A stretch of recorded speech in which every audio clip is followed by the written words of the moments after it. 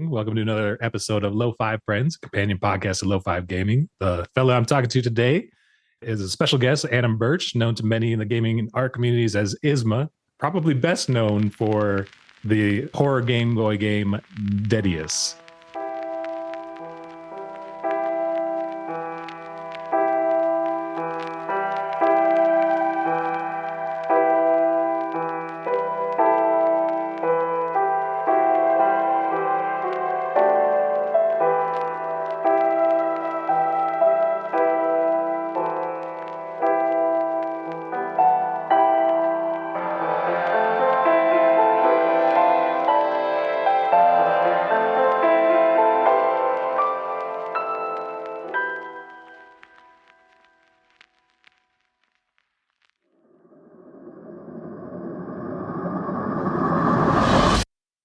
Excited to be talking to you, man. Like I was saying, it's been kind of cool, like being able to kind of watch some of your artistic journey, kind of watch the game grow over the last few years, and it was really fun for me to. I host Low Five Gaming with my brother Luke, and we played your game recently, and have a mainline episode coming out on then as well.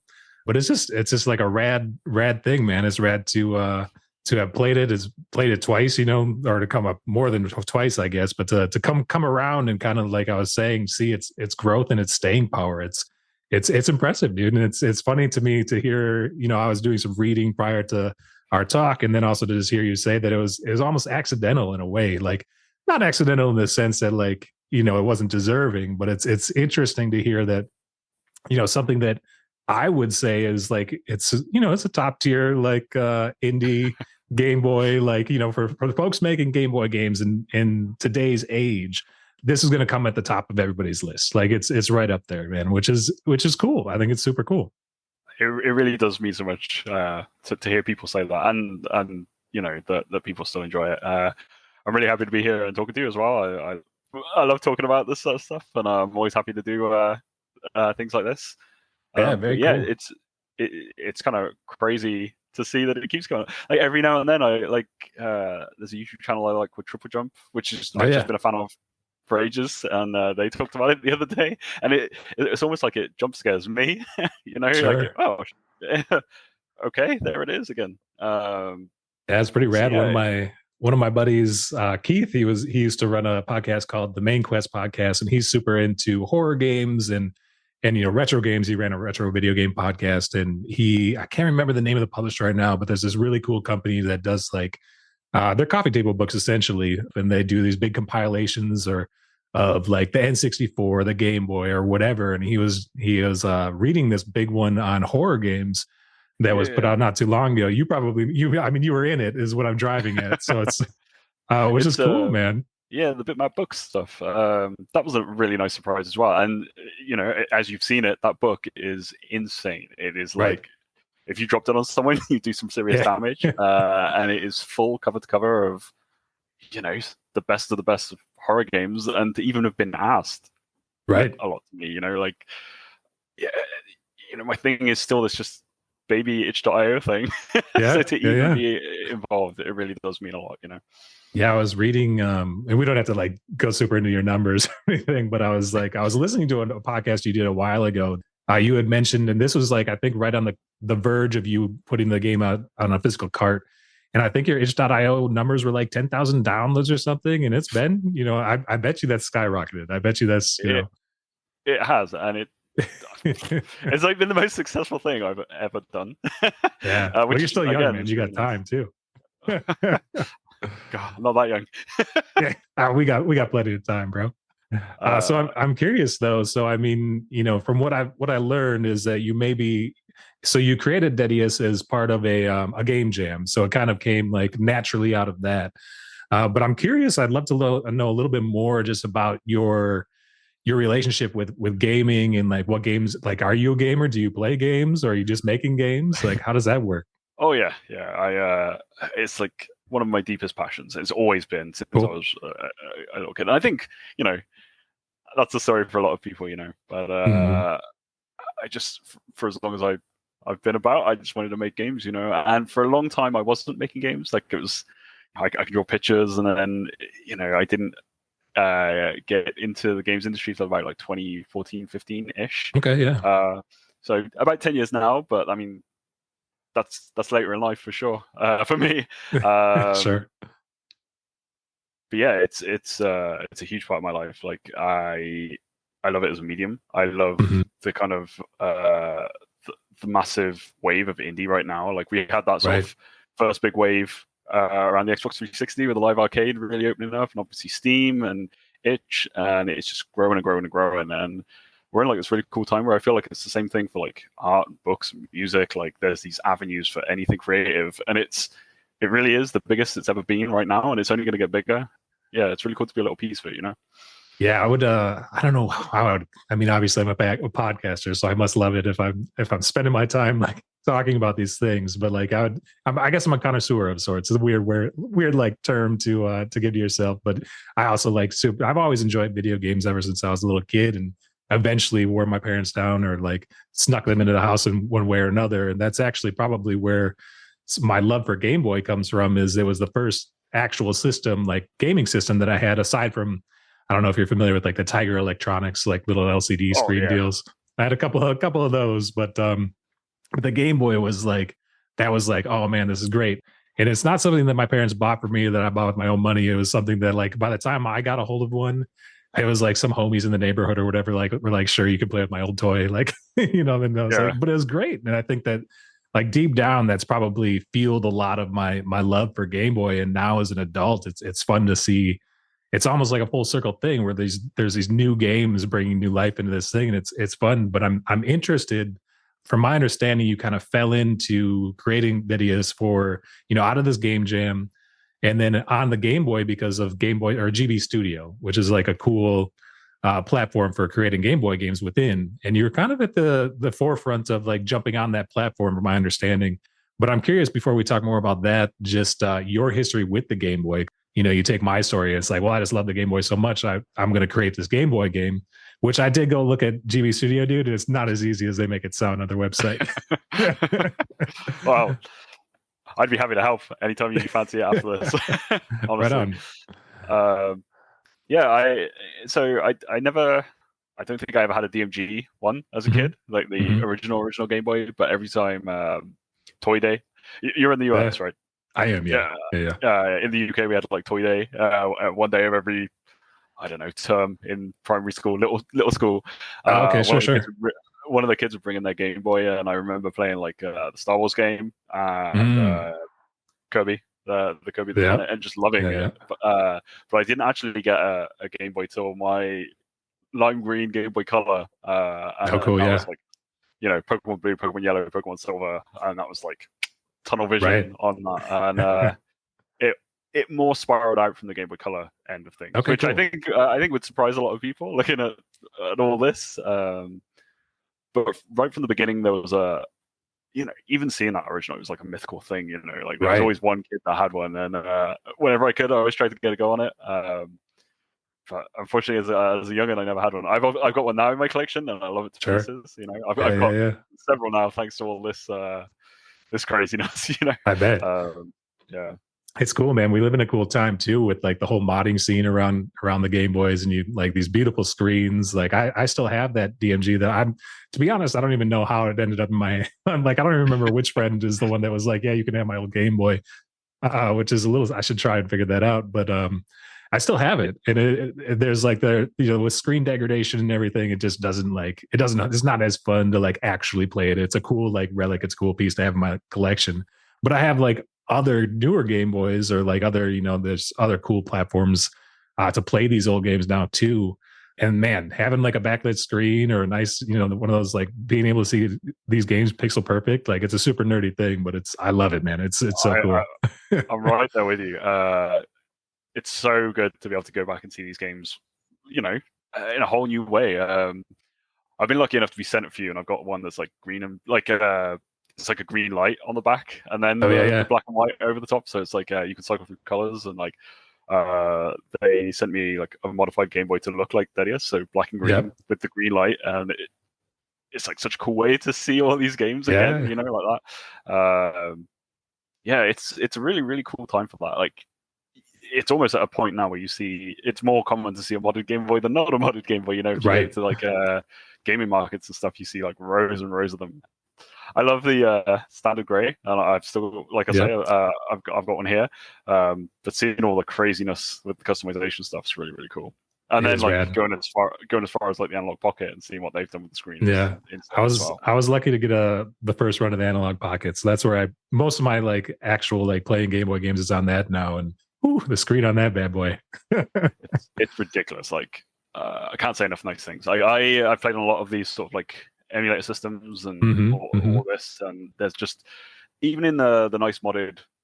Sorry, I'm pointing at my Game Boy. Oh yeah, Even no in the worries. nice modded the nice modded screens, as amazing as they are, nothing's touching Right. that analog pocket right now. And I'm a big shader user, so like I love the shaders that are included in the analog pocket. And for the most recent playthrough of your game, I actually switched all the way over to it's like I forget what they call it. It's like a pinball. So I don't remember what they call it, but it's the red and Oh black. yeah, the Matrix, Yeah, the red and yeah, black yeah. Matrix. Yeah. You got it. Yeah, and that was a really nice look for for a horror game, especially. I think it's supposed to mimic like the Virtual Oh, Boy. the Virtual Boy. I always thought it was like that's a good shout. Before Yeah. I go with my point, but the those pimples, the old pimple screens, they Yeah, look yeah. cool. Yeah, That makes more sense actually. yeah. hence the naming of the You, Matrix or whatever. this might be a tangent, but it's on my mind. I haven't got a way of doing it right now, but I saw that there's a Virtual Boy emulator for the 3DS Oh, now, cool. Yeah, right and like on. play it. Virtual Boy never came out in this country, and I've played one for about 5 minutes when I lived in the States, but I've Oh, not cool. properly dug in on it, and they are so cool. And to see that someone's modified a 3DS to that, this is like sort of this month I found out about this, and I Oh, really want that's to wild. Yeah. chase that down. Yeah, see if I can I'll figure have that to look. out. I haven't seen that yet, so I'll have to look into that as well. Like Virtual I Boy think is it's like like, a homebrew kind of thing. oh, okay, cool, But cool. it looked cool. Yeah. Virtual Boy is one of those things that like I did get the opportunity. I think one of my buddies rented one way back when, and he brought it over and we played it and got some headaches. But like but it is such like it's just Nintendo kind of being ahead of their time and doing some fun stuff. It's I don't.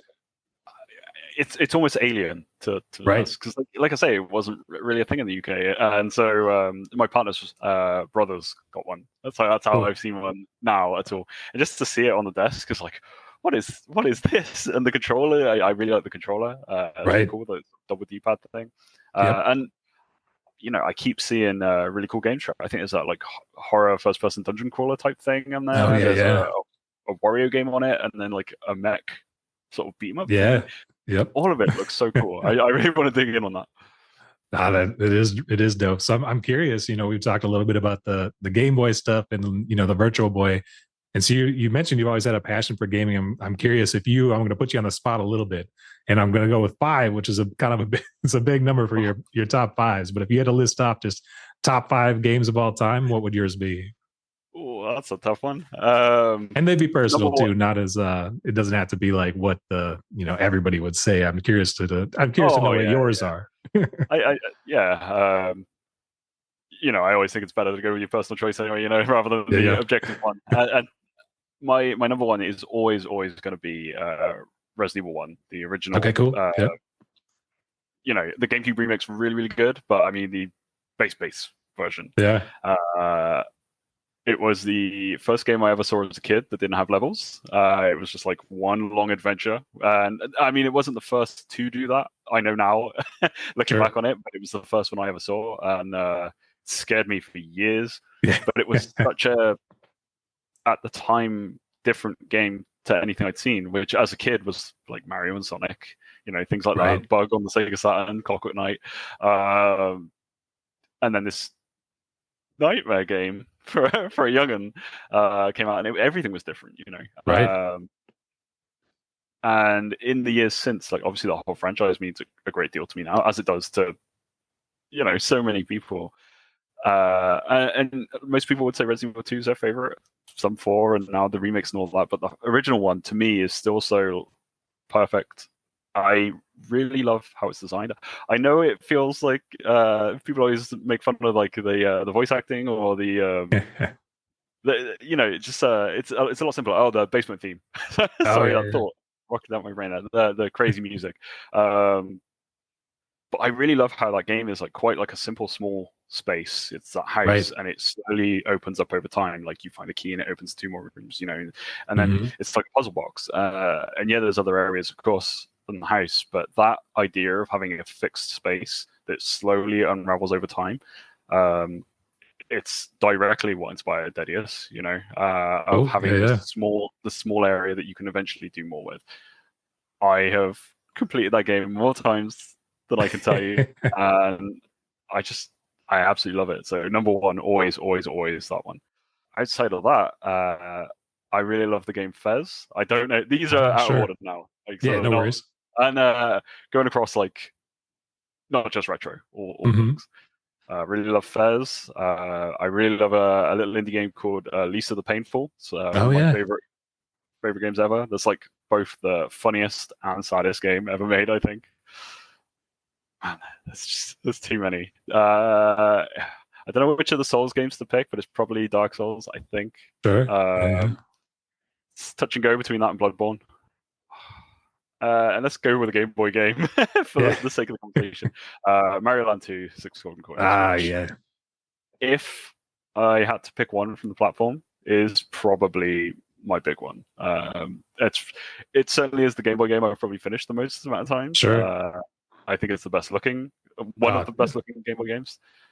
I love that game to It is pieces. great. It's funny. I roped co-host and brother Luke into playing that one for the pod because it's a important game in my like gaming zeitgeist. With the Game Boy and everything. And at first he kind of grumbled. He's like, "Oh man, why are you playing this old shit?" and but he came around to it, which is cool because it is a great game on that platform.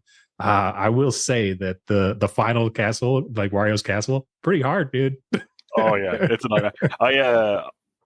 I can't. It wasn't that long ago. I was gonna say I can't remember when it was, but I went back to it again recently because I'm a little less knowledgeable about the Wario Land stuff. I've played a lot of them. I've finished 4 a ton of times, but like I Sure. want to play the 1, 2, and 3 a lot more. And so I was like, well, I'll go through the whole franchise. But you're right on. It's a bit of a nightmare, that last bit for sure. It is. It's like the difficulty spike it's jarring almost. It's like, oh man, how did this get so hard? I don't know. It's fun. Like I'm into it. Every It's still one of my favorites. So. Yeah, everything in that game is so big and like noticeably, Mhm. even now, like the sprites are huge. That Wario sprite at the end with the Right. weird Wario balls, like everything is so big and bright and full of character. Like you compare it to Super Mario Land 1, which is debatably unfair, but Right. like how tiny the sprite is and that compared to the insane jump in just the sequel. Right. Um, I think it's really, really interesting too in Super Mario Land 2. Like you're right on with the sprites are being they're so large, but it just works. Like whatever they did with how they contained everything in the screen, it works really well. So I think it's like the Game Boy Color. It's Super Mario Brothers DX or whatever they call it. So it's like the port of the original Super Mario Brothers game, and that like it just doesn't work as well with the square screen. Like it's yeah, because it's everything's kind of like blown up and it's just like you can't see everything that's going on, but that's not the case, which is kind of an amazing feat that they're able to use such large sprites and still have it contained in that area in Super Mario Land 2. yeah. Pretty cool. But so I did notice there's a theme. I mean, one, you made a horror game. You named off a couple of your all time favorites that are horror games or have horror elements. So I have to assume that you're a horror fanatic. That's right. I absolutely love it. It's like in most things my favorite genre. Yeah. Where applicable. Yeah.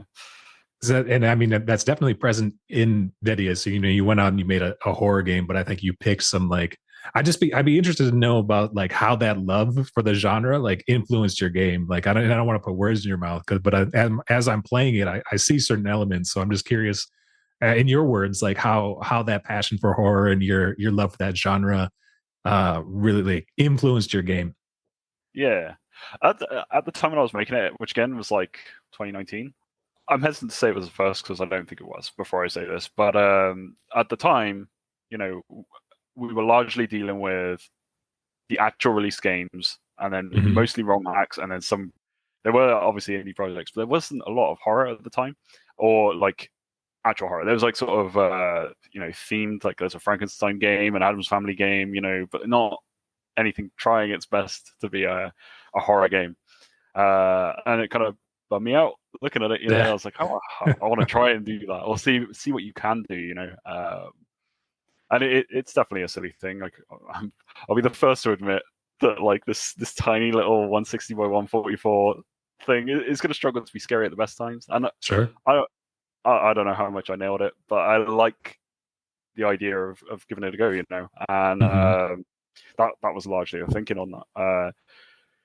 It occurred to me at the time of making it that like you had to lean on the writing. You know, there are certain like twists and reveals and things like that I really had to lean on, because you don't get a lot of leeway with the visuals. You know, it is very simple in the way it looks for most of the game. So that was a fun challenge with the medium for sure. But in terms of inspiration, like obviously the Resident Evil one was the biggest one.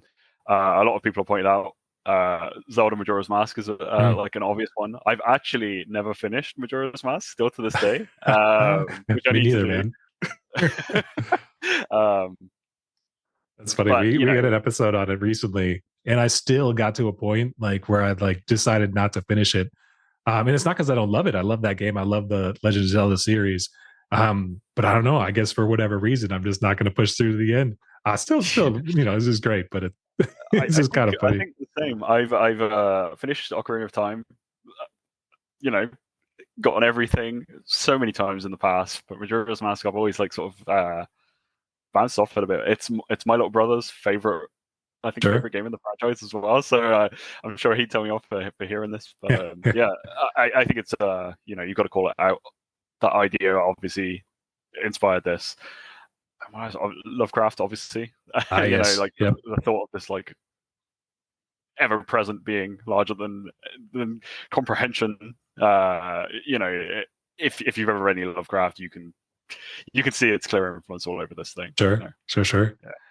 Yeah, and I think it's interesting you mentioned too, and then you know, I mean, in today's world, and you know, people making things, it's hard to say if it's the first, but it maybe if it wasn't the first, but it's definitely at the forefront of, you know, folks, especially on GB Studio, like creating you know, games and horror games there, and it's such an interesting platform for that. I think it's evolved over the last couple of years, but especially at the get-go, you're limited by what you're able to do in that software, in GB Studio software. And it has like a certain, like a lot of the assets that come with that, like almost give a Pokemon vibe to games, like just because of the way that it looks or whatever.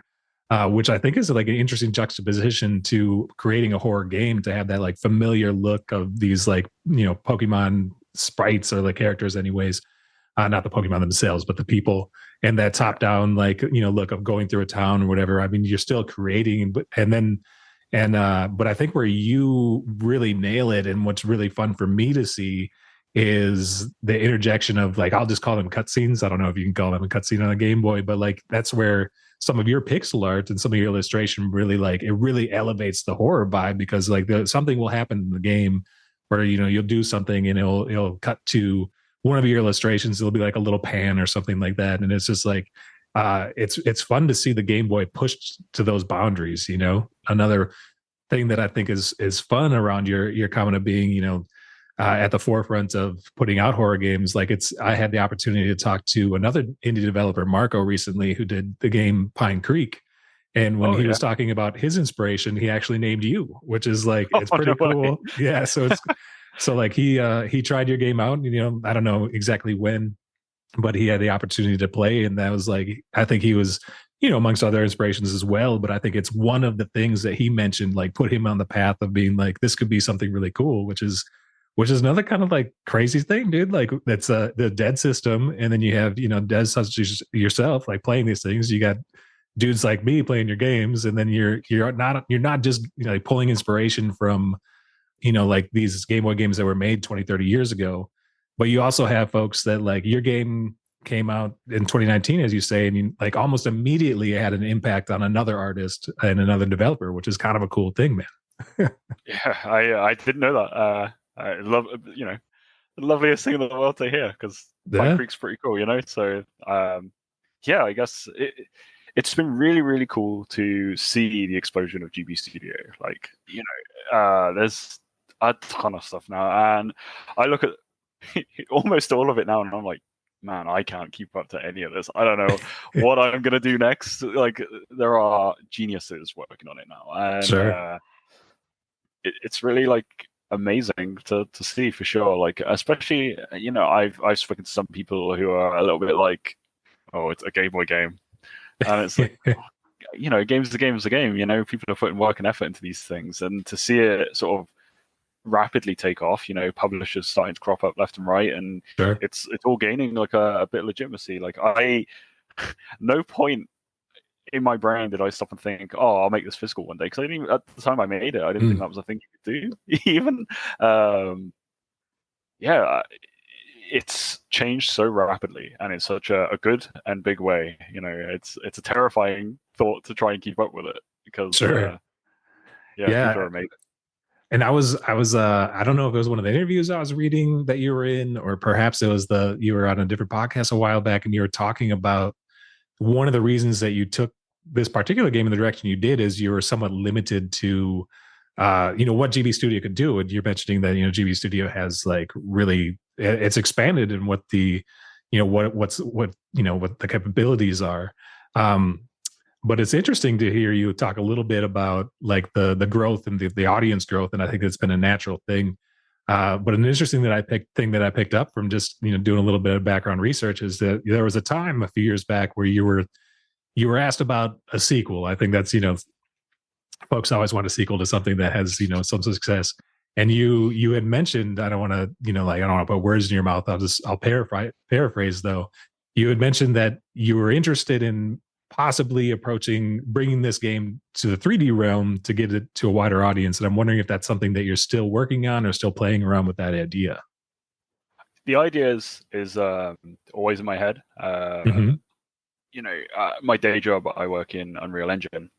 I'm still very early on in Unreal Engine, but it's a 3D engine, obviously. And I always think about, in my head, Deadeus 2 is a 3D game and has like Sure. always been a 3D game. And I think about, like, if I make the sequel to a game in 3D, it's just, to most people, has just cropped out of nowhere. Like, more people have not played the Game Boy game than have. It's always bothered me to think that, like, a lot of people would have missed out on that first piece. So I always think about remaking that first one, because I've got the whole framework there in 3D. Sure. And that's not necessarily, say, pixel art. I would still need to spend some time working out the style, but I like the idea of bringing it into the 3D realm and then making the sequel. So that's been on my mind a lot, and that was the thinking for a long time. And we haven't had a sequel because of that being in my brain. Sure. And at my last studio, one of the teammates played the first game, and Mm-hmm. I was talking to them about it, and they were lovely about it. And they went, "Well, why don't you just make the sequel on Game Boy?" And I was like, weirdly enough, that thought never crossed my mind. And I was like, oh yeah, damn, maybe I should do that. So that's on my mind a lot now as well. Like, maybe doing, I think it would be a Game Boy Color sequel, because Right. the sequels, it's all done and written. I know what it is. It's just a case of making it. I Sure. said in interviews in the past, like, the sequel was actually written way, way, way before that first one. It's just a case of doing it, and right now it's sort of like blocked by a few other things, but I would love to jump on that Game Boy Color version and make it. Yeah, I love that. And that was something that I was reading too, is that, it's almost like this idea you had for videos, like you fit it into like out of the game jam. You're like, okay, I'm going to take this idea that I have and I'm going to kind of mold it into this Game Boy game, which obviously worked. But I'm curious, like, is it, do you have aspirations to bring that story that, is in your mind, outside of the Game Boy realm, even outside of the video game realm? Like, Well, so illustration has been my biggest thing, mm-hmm. arguably bigger than games all my Yeah. life. It's what I went to school for, and I always wanted to be a comic book artist, and Right. the story was always planned to be a comic, and the thinking was that all these stories would spiral off from Deadeus being the central character, like how it affected all these other characters. And the reason that Game Boy piece sliced off so easily is because it was one of the littlest stories, Sure. and Sure. that always was the case. So it's always on my mind of how best to do this next. You know, the thought of it being a comic is sort of died off a little bit more with the success of the game. It seems easier for me to write and create a game than it is to, I don't know why, but write and draw a comic. You know, Sure. I don't know how to explain that, but that is the case. I mentioned like my love for the Zelda franchise, not too long ago, and it's one of those, like, I do think that, like, I don't know, you talking about this just kind of sparks this like I think something like this idea, and especially with your illustration like prowess. I know you mentioned like it's easier for you to like imagine this into the game, and I bring up Zelda because there's been so much artwork and so much media that's been built around that concept, and like I think that like I could see that being something that you could pursue at some point whenever you are ready for it, like to have like a graphic novel that or something like that that works off of this this idea, this story, which I just think is cool because it's one of those things where, I wouldn't say at first glance that I would notice, this game in itself, the story is maybe a slice of this greater idea. But you saying that there's so much you could do with that, I'm excited to see what could become and what will become of the project. And it's like kind of an Yeah. exciting thing for me to hear that like this is just a sliver of the greater idea that maybe has been kicked around in your brain for a long time. Yeah, for the last, I think I've done 5 of them now. Inktober comes around every year. Oh, During yeah, September, yeah. we go drawing every day of the month of September, and the last few have all been tied to Deadeus, Right. and like 5% of it is the Game Boy game stuff that people have seen. Like it's all these illustrations, and it's like it's half me like getting to the edge of the diving board and being like, "What?" Yeah. Like drawing all this stuff, and the characters are always right there in my head of just I just need to get and do it. Like I say, there's a few things blocking the sequel at the minute, and I'm sort of diverting that into other gaming stuff at the minute, but I think it'll come one day. Right on. I think it's interesting too, like just going through your background and stuff. And I don't know how much you're working on it now, but at least not too long ago, you were working on some VR stuff, correct? Yeah, that was so I work with CodeSync, Hmm. Hmm. another studio here in the UK, and they are primarily a VR studio. So there was the Quest game Jurassic World Aftermath that Okay. we worked on over there. I was a UI artist on that, and there's a few other similar projects like that came out of them that I had hand on. VR is one of those things that I think that like as a platform it's suited really well for horror. And I'm sure like translating this game into a VR world, like that's a can of worms, I'm sure. But it's another place where it's like, and when I was like kind of looking through and playing this game and kind of learning more about your background, like, man, could you imagine like a horror game like this, like in like as a VR adventure? That'd be nuts. I know like Yeah. there's some like with VR itself, like is it going to catch on to the mainstream? I don't know. I don't personally have the VR set, but like I do think that it's a matter of time before it's in more households. And it's just like there's something about the horror genre that like I think suits itself very well for that. I mean, a lot of folks probably won't try it because it maybe be too scary, but But it goes right back to like the early days of it. Like I remember like the first sort of VR thing that came into my household was Google Cardboard, which was like the mm-hmm. earliest, I think the earliest version. And even that when that came out, a lot of the games were horror games. I think you're exactly right. It lends itself so much. Just, like being immersed in it. It's Right. like shooting games and horror games are like the top two. It feels like. It's a story that a lot of developers have is there's scope creep. So it's like, you have this idea, you're working on it, and then you're like I said, with the VR stuff, almost like no matter the platform, it's always a can of worms. It's like the next thing, the next thing. But I'm Yeah. wondering, like beyond, scope creep can be one of them, but I'm wondering if there's any other challenges that you face, like, because obviously you took this beyond your game jam. I think there was like a 30-day thing. And then, it took more time. And then with the inherent difficulties of making sure that it was being good to go for a physical release, like I'm just wondering if some of the other things that you ran into, and then basically how you overcame and pushed through and got it to where it is today, which is beyond a physical release, multiple releases. And then there's also part of this is probably because of your fantastic work as an illustrator. Like there's some really cool like collector's editions. I guess the question is, can you tell me about that path? Like, how did you push through some of these, some of these challenges to get it to where the game is today? Uh, I've always said, and this isn't the best advice before I say it, but if you want to find out what's wrong with a thing, the Yeah. fastest way you'll find out is by putting it on the internet. I so many messages of like, hey, this, and this is broken, and obviously, I wouldn't suggest just chuck your thing online and have it torn to pieces. But Right. it kind of goes back to what I was saying of it being, you know, the fact that I chucked it up in such a bad initial state is just a testament as much as any that I didn't expect anyone to even play it, Right. and then as I was hearing stuff come in, because I didn't have any QA, it was me and my friends who were playing it. I sent it to a couple of friends and said, hey, do you like this? But I would hesitate to say anyone was like a QA on it, Yeah. And so as the comments filled up on itch.io, or if I got a message back, I jump in and fix it. And because of how that works, I just update the file on there. So it was like, 1.01 or something.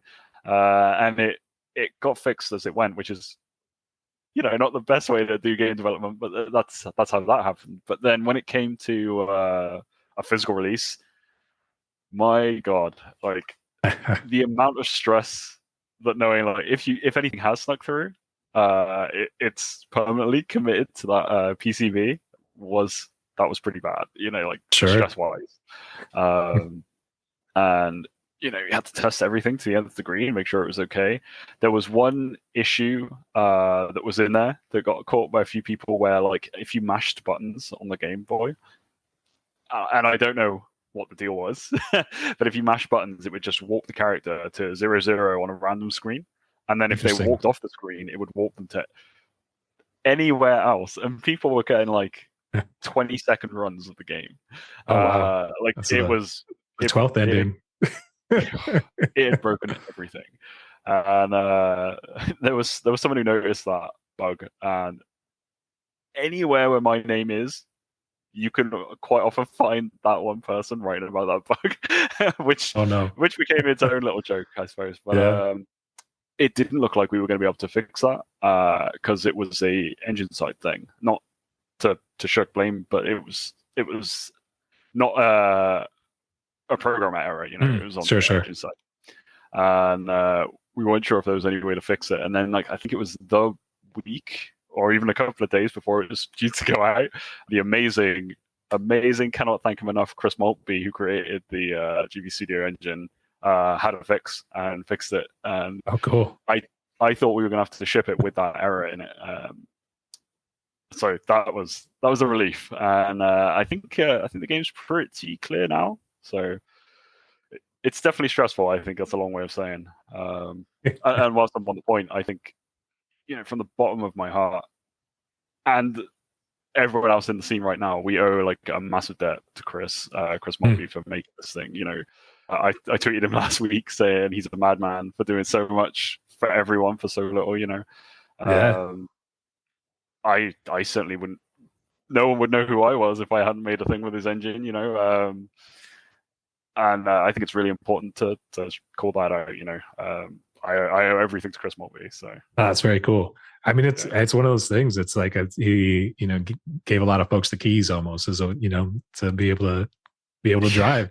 And it's that's what I love is playing these things, is like just seeing, when I had the chance to talk to Marco, like seeing how much of himself he put in there, and even talking to you and learning more about you, is like the amount of your passions that ended up in this game. So it's you take this like you were given the keys and you basically interjected all these cool things, like all I mentioned earlier, like the horror inspiration, but then like your illustrative work and all that. It's honestly, dude, like this game has probably got the coolest like actual cart artwork out of any of the games I have. Like the back of the PCB's got like some really cool, like it's like guts or whatever, and it's like it's just rad. It's cool. It's like, and it's it's really fun to see. And as a collector and a gamer, it's like it's a fun piece to have. It's a fun piece to play.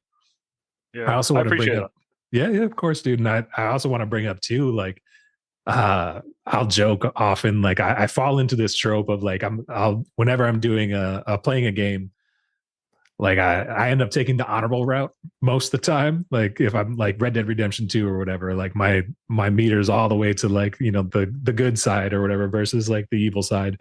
Or if I'm given choices in a game, like I'll often, just by nature of who I am, I'm like, oh, I got to do the good thing. And what I thought was really interesting, I don't want to give away, there's 11 endings that's pretty well known of your game. And I don't want to give away any of this because that's like part of the adventure is exploring that. And I want folks to play this. But I want to bring up the fact that many of the endings that that you made pushed me as a gamer to be like, okay, let's test, see where I can go with this. And like there is definitely, I would say, a more honorable path. But when I got that one, I was like, all right, interesting. Like, what else can we do? And it like pushes you to do some different things. So kudos to you for getting really creative. And I would say I'm trying to skirt around like spoilers, but pushing, and that's part of the horror tropes, right? So if you, it's almost like, and I don't want to speak for you, but I would say that as consuming this piece of content, I felt like you lean into a lot of really good horror tropes that you kind of invite the player to take part in. Does that register with you? Does that make sense? Yeah, I think so. To just take a step back on that, one of the key thinking points on it was I wanted to create the space and then let the player pick what they wanted to do, you know. And that was the thinking with a lot of it. Like I was like, well, what if they do this? And I wanted something to happen. You can't. Right. It's still a Game Boy game. You can't do absolutely anything in the world. But like a point of contention, right? And hey, just to bring it back to Resident Evil as well. Everyone's always like, well, why don't they just leave the house? And it's like, okay, but there wouldn't be a game. But in the game, you can just leave the village because they say, well, why wouldn't they just leave the village? And some people get really upset that you can do that. And I'm like, well, that's. I wanted it to be that you could do whatever you wanted to do, and that was that initial thinking, of hey, design around what they might do, and make right. something cool happen that way. There's some games where you go around and like I'll poke everything where it's like, like I'll go to every bookcase and see if that has something to say or whatever. But I think what's interesting about this game is that there's a bit of that. But I feel like, the way that you developed it, you've invited people to poke every NPC and to see what you can maybe do with them. And I think that's like something that I think elevates it, because there's some stuff that you can do with some of the different characters, or they'll branch off into, some of the different endings. It's like, wow, like right on, So there's a few things like I'm pretty proud of in that regard of like, I really love the film. And it was pretty popular a while back, but the original film Battle Royale, the Japanese film. I haven't seen that one, but so good, and almost directly responsible for that genre. Okay, yeah. But a cool thing I like about that film is, even though some of it's just for a little bit, you have a moment with every character, and there's a lot of characters, but right. You see something to do with every single one of them. And I watched it again recently, and you really do. It's something the sequel kind of loses. But in Deadeus, one way or another, you're going to talk to absolutely everyone, and I'm kind of proud of that as a little point, It sort of forces you to know these little people who don't really even have faces, but you know who they are and where they are and how to find them. And I'm proud that worked out as well as I'd hoped that it would. But another thing that I really like is it's full of moments that are almost like a slap to the face when you realize what's actually going on. One of my favorite moments I saw, there was a Spanish streamer played it, speaking entirely in Spanish, and I can't speak Spanish, so I couldn't understand what he was saying. He was like live streaming on Twitch, and I was watching along. And he was hitting some of those moments.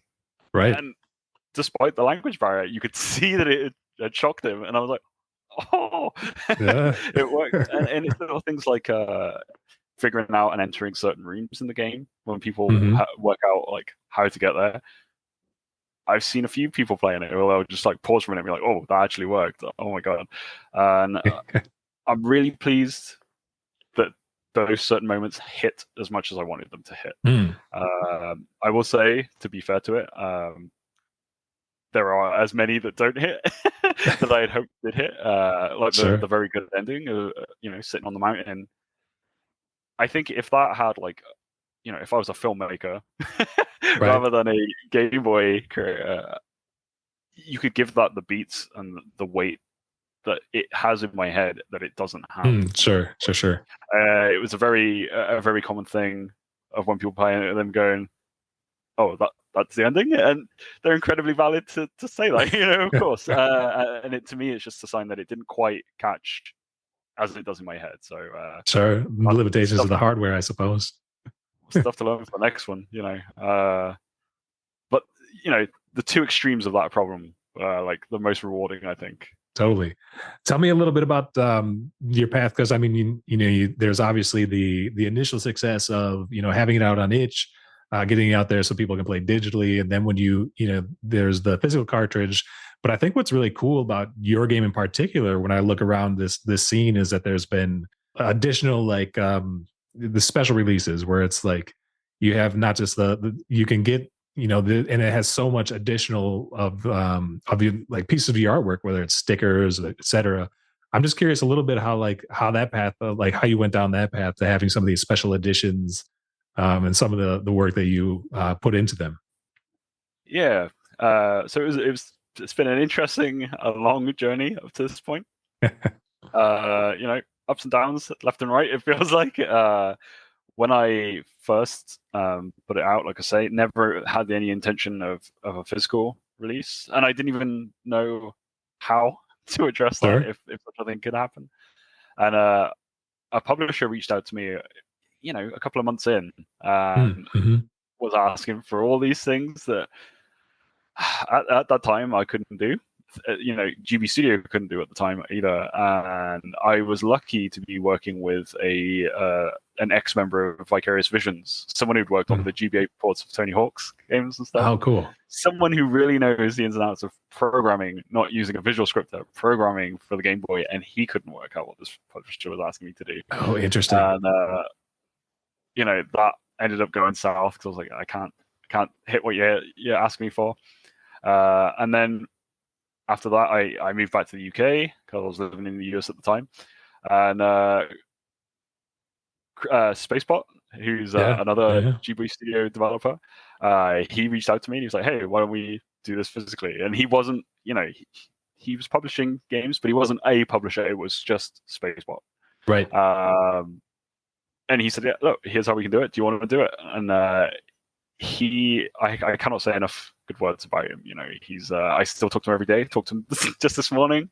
Nice. I love the guys. I love the guys pieces, and he helped put that first edition together. There aren't many of them out there in the wild now, but the Spacebot edition of the game has the little Spacebot bar on it, and it's got some little unique pieces to it that some people have found and some people haven't. But if you can find a Spacebot version, that's my favorite. Oh, very cool. So that happened, and then. The thing of that, and I'm sure you won't mind me saying, is it really, really was like a one man and his family operation of he folded and glued and assembled those cartridges all himself and sort of things. So I was feeding him the artwork, and he showed me pictures of just all this stuff in his house, and there was hundreds of them. So infinite gratitude to that man for doing that. But it got to a point where he was like, I can't be doing this all myself, Sure. And that's where Incubate came in, which was the current publisher. And we did the standard edition, which is the same cover art, just with the Incubate banner on the side. There is a special edition with the alternate art, which I commissioned one of my favorite artists for years and years and years, an artist who goes under the name Witness the Absurd, who has just released Slave Zero X, that cool new indie game. So that was cool to get to work with them.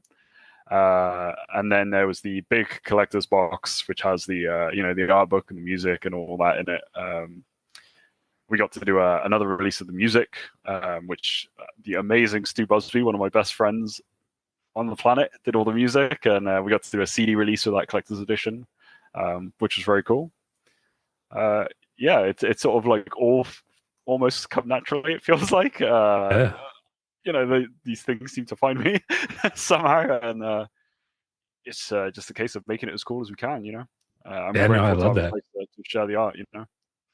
Totally, that's a lot of fun to hear. I think it's as an observer, it's really easy to just assume that that journey wouldn't be as personal as you described. Like that you okay, like.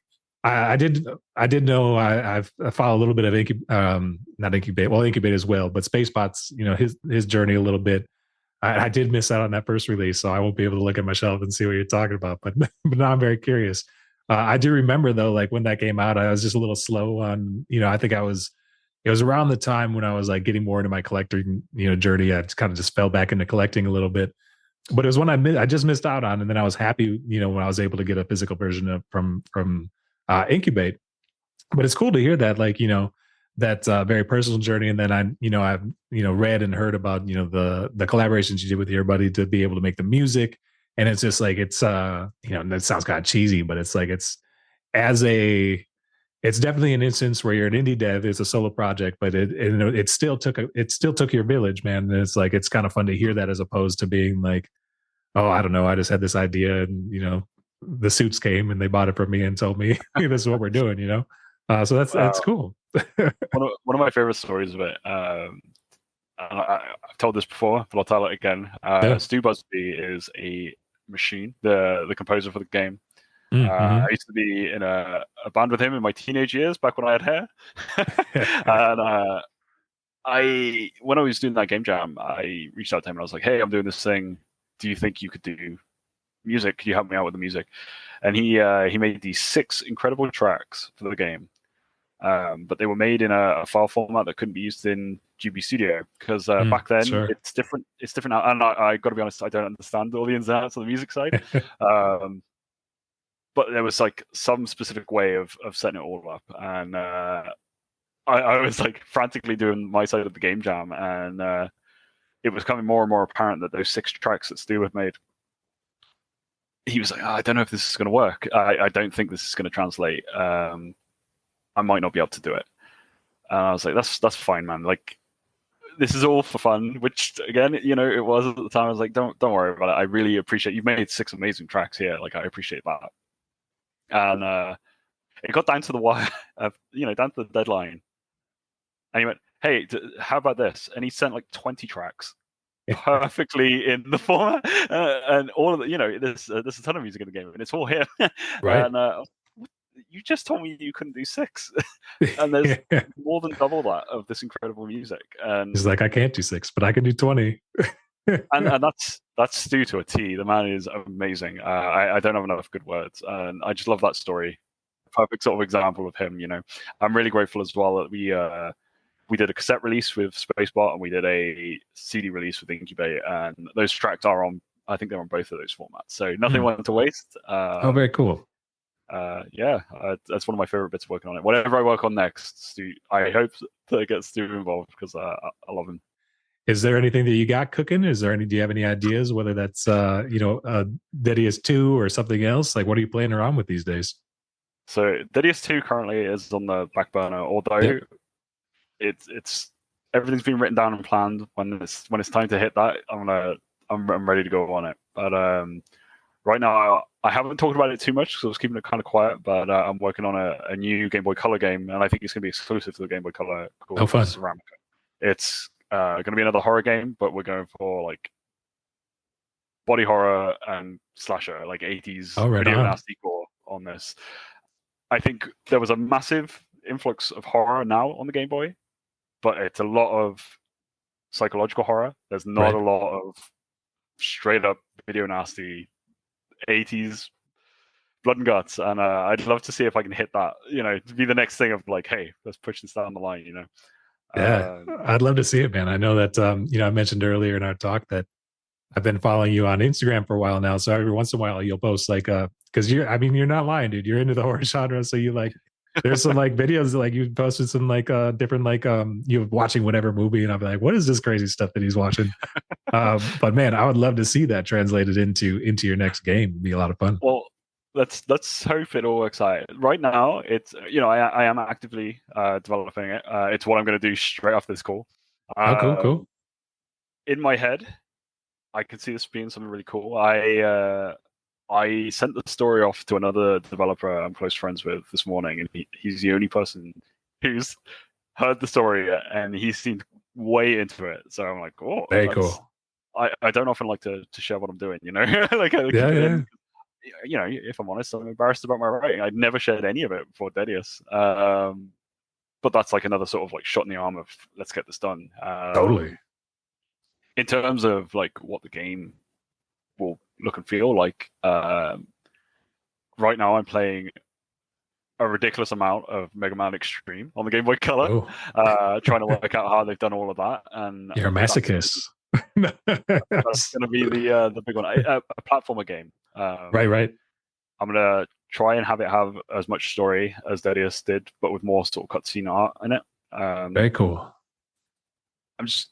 I look back at Deadeus now, and it was a fast, like I said, the game jam is quite fast made. I think there's a lot more I could do, like if I went whole hog on the thing and in color. Right.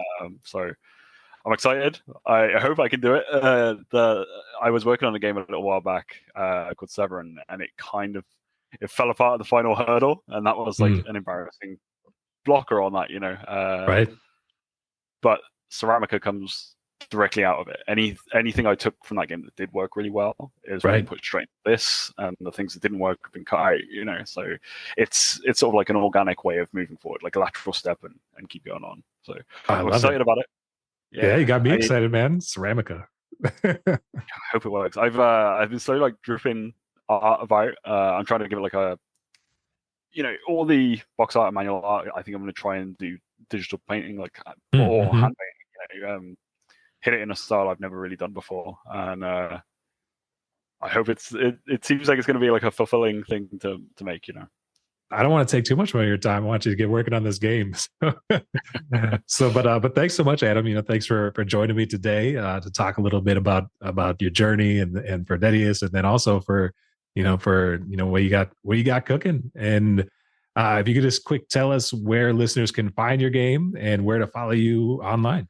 You can find the game for free at itch.io, IZMA at itch.io, I think it is. But I'll send you a link to check on it anyway. Instagram, iz.ma is my handle. And then I'm on pretty much everything else. I'm currently trying to keep a Patreon going. I'm updating every 3 days of no matter what I'm working on. I'm keeping a decent log of it.